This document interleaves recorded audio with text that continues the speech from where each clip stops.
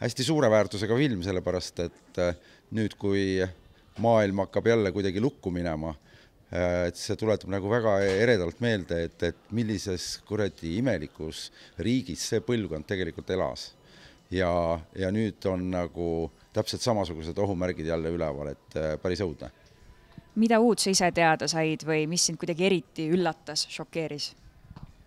No kuna ma olen ise ka vana inimene, siis mind seal nagu väga midagi nii väga ei üllatunud, võib-olla üllatus ainult see üks mingisugune kapp seal Patarei vanglas, et kuhu inimesi suleti ja kus ei olnud absoluutselt mingit ruumi.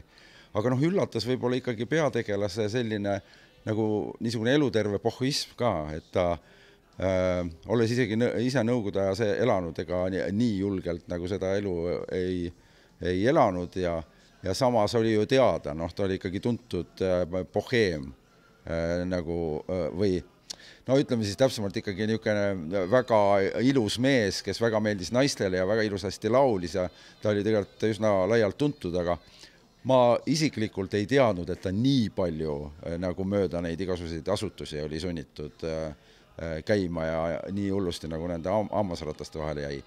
Aga film on ju pikk film ja uskumatu. Ma ütleks, et sellest filmist jääb ainult hea mälestus ja väga tubli töö ja eriline tõesti, et intekate peal on võimalik vaatajat hoida 2 tundi peaaegu, kuigi keskel oli film natuke lappes ka.